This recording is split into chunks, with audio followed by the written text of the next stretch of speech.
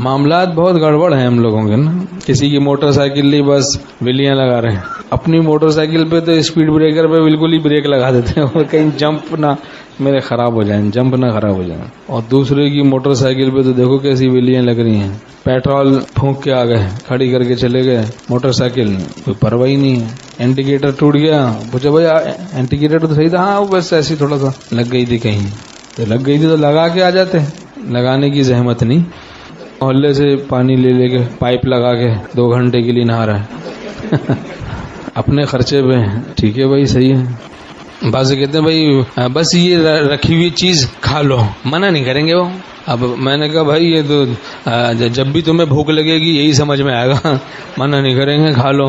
ہاں ان کی motor cycle ہے, استعمال کرنے منع نہیں کریں گے, کنجی رکھی ہوئی ہے, بس لو اسٹارٹ کی, کک لگائی, چل بھائی یہ جاؤ اور وہ جاؤ, خوب ویلیاں لگا رہے ہیں, منع نہیں کریں گے. ارے بھائی ایسے کیسے منع نہیں کریں گے, ہمارے پاس لاؤ بلاؤ, ہم پوچھتے ہیں منع دل سے آپ راضی ہیں, وہ ظاہر کرتے ہیں کہ کوئی راضی نہیں. حضرت حکیم الامت مولانا تھانوی رحمۃ اللہ فرماتے کوئی چیز برتنے کی یعنی استعمال کی بدون مالک کی صریح اجازت کے بغیر مت برتو. کوئی استعمال کرنے کی چیز مالک کی معمولی سے معمولی چیز ہو کسی کی, وہ بغیر مالک کی صریح اجازت کے مت برتو. دیکھیں احتیاط میں بلا اختلاف نفع ہے, یہ کوئی خشکی کی بات نہیں ہے, یہ احتیاط کی بات, تقوی کی بات ہے. کیونکہ کسی شخص کا مال, حدیث شریف میں کسی شخص کا مال بدون اس کی خوش دلی کے حلال نہیں ہوتا. اب بس بھوک لگی ہوئی ہے تو ایسا ہی سمجھ میں آتا ہے کہ وہ منع تو کریں گے نہیں, ان کی روٹی کھا جاؤ, ان کا جناب بریانی رکھی ہوئی کھا جاؤ.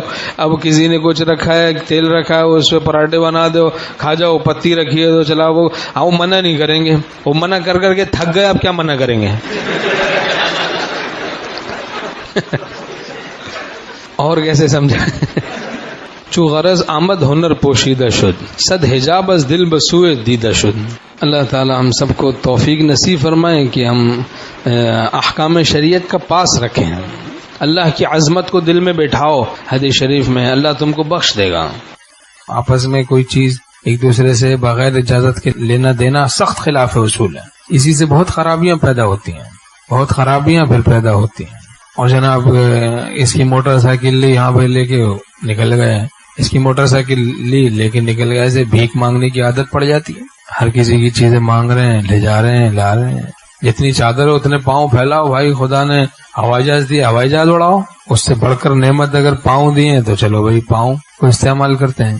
ہوائی جہاز سے بڑی نعمت ہے کہ نہیں ہے؟ آپ انڈا موڑ جا سکتے ہیں ہوائی جہاز پہ, چھت پہ جا سکتے ہیں اپنی ہوائی جہاز میں, کمروں میں ادھر ادھر ٹریول کر سکتے ہیں. اور پاؤں کتنی بڑی نعمت ہے. کوئی کہے کہ پاؤں دے دو, ہوائی جہاز لے لو, دیں گے ہم, پھر پتہ چلے گا ہاں بھائی یہ تو لاکھوں جہازوں سے بڑھ کر نعمت ہے. اور ایک اصول یہ کہ جس آدمی سے تعلق کا سبب خانقاہ بنی ہو تو اس کے ساتھ کوئی دنیاوی معاملہ کرنے سے پہلے مسئلے سے ضرور پوچھنا چاہیے. یہ اصول ہے ہمارے بزرگوں کی خانقاہوں میں.